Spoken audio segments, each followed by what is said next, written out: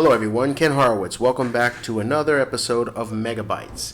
Today we're going to be talking about those new Sega clone systems that are being announced in retaliation to Nintendo's NES Classic system that's going to be coming out later this year. The articles I've seen online have described this as a reignition of the console wars, as though this were something new that we've never seen before. In reality, this is nothing new. There's nothing remarkable about the news of Sega releasing yet another clone system, because we've been seeing these clone systems out on the market by AtGames and other companies for almost a decade, if not longer already. The problem isn't that there's a whole bunch of clone systems on the market. The problem is really with the quality of the systems bearing Sega's name. Honestly, after a decade or so on the market, these things should be of remarkable quality already. Instead of plug and play, they could be just play and toss. Crappy quality that a lot of these consoles have. I mean, let's be honest. In one fell swoop, Nintendo has managed to basically outdo a decade's worth of Sega clones. Where do we start? I mean, let's try to go down the list of things that it does so much better than the Sega ones. But there's actually a lot that Sega could learn from Nintendo in this regard, and it's amazing that a company that just jumps into the plug-and-play market now is going to teach the company that's been licensing its products out for a decade how to do this right. The first thing it can do is not just give its name to the product. This Nintendo NES Classic is a Nintendo product. It's an official Nintendo product.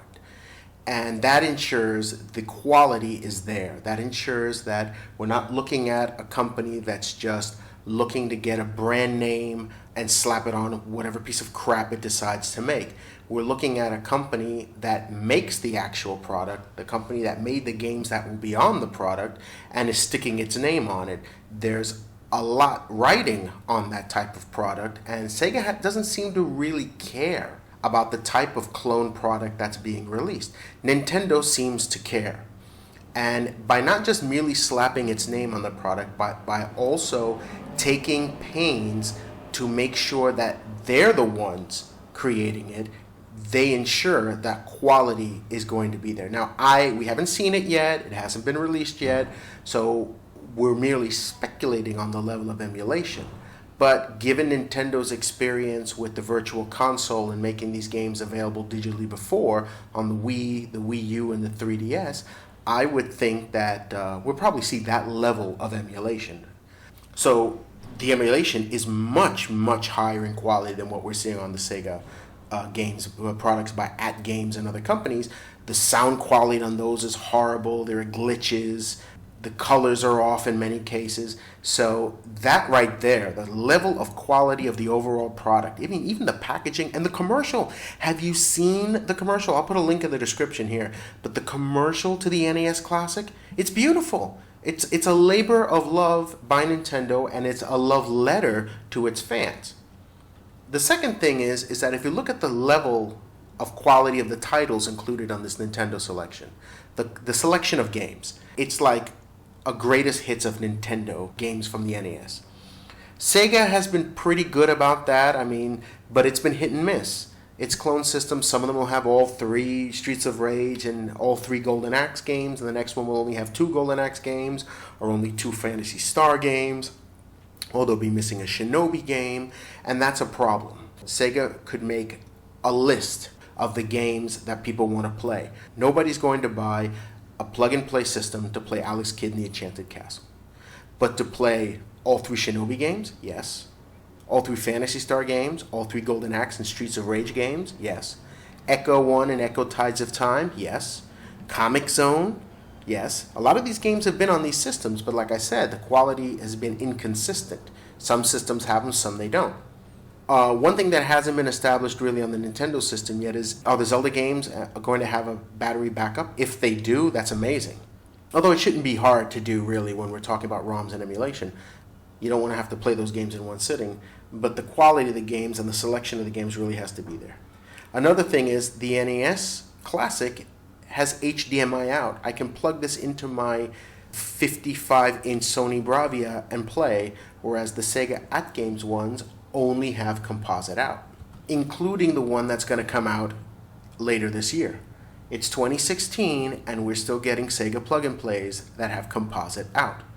I know that playing in a CRT is probably the best way to do this, but anyone who's playing their Sega games on a CRT, I can assure you, and anyone who's playing their Sega games on a CRT and talking about the best way to play them, I can assure you they're not playing them through composite out. I mean, no component, no S-video if you're going to make it, no RGB if you're going to make it SD-TV compatible, but it's 2016. This should be HDMI, that's it, and include filters to make it playable. I mean, you do this on your Sega Genesis collection for the PS3 and the Sonic's Ultimate Genesis collection on the PS3. Modern collections include filters to make them look good on HD TVs. There is absolutely no reason why this set has to be SD TV only, and especially composite. And the problem I have with this really is that Sega has had so much time to get this right. Now, hopefully, we might actually see a repetition of the console wars in the regard that Sega will look at what Nintendo's doing and take notes about how to fix that and make it better, and then go ahead and do that. A lot of people don't really care about these plug-and-plays. They think the market is not really there, and the market is pretty casual. I mean, these are really, you buy them, you play them, you toss them away. I have the ColecoVision one, and I like it a lot because it has a lot of games that I love, including Venture, which I absolutely love, but doesn't have all the games. But a ColecoVision is kind of pricey now, and they're kind of twitchy, especially the controllers, and this was a very easy solution. But I don't play it every day. I probably buy the NES Classic to have at my mom's house so my kids can play when they're over there, because that's a dead zone with no Wi-Fi and they go nuts. So I'll make them play the classics and give them the NES Classic.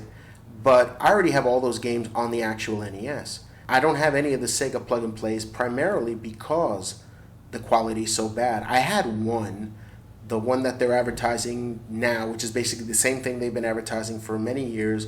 They've just changed the packaging and changed the selection of games. And the one that works with actual Genesis cartridges. The problem with that is that I lent it to a friend and it burned out in like 2 days. The quality was just, you hold it in your hand, you could tell it's a piece of crap.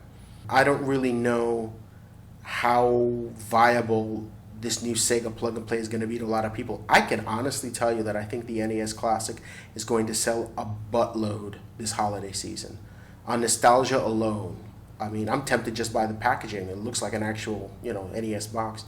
But I believe that hopefully this will set a new precedent in terms of quality, and that Sega will actually take notes and say, holy crap, people are willing to buy these things if we do them right, and take the license away from that games, make the next plug-and-play in-house, ask your fans even on your website, make a poll, ask them which games you would like to see included, Toe Jam and Earl and other games. Get rid of all those little poker and 40 miscellaneous crap games that nobody plays. And they tell you it's got over 80 games and half the games aren't even Genesis games. And actually make it a labor of love. Nintendo did it. Nintendo has not been in this industry before, and they outdid you, Sega. Plain and simple with this one. The first shot has been cast across your bow, Sega.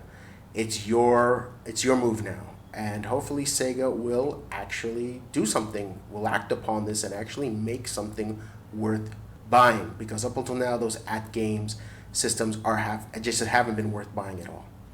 Okay, everyone, so those are my thoughts on the matter. What do you think? Do you think that this will actually start something? Will we see a next generation of plug-and-plays, or will this just be a one-time thing? Post your comments below. Please like us on Facebook, thumbs up the video here, subscribe if you haven't already. Head over to Sega 16 to read our reviews, features, and interviews. Join the forums and be part of the community. And until next time, take care.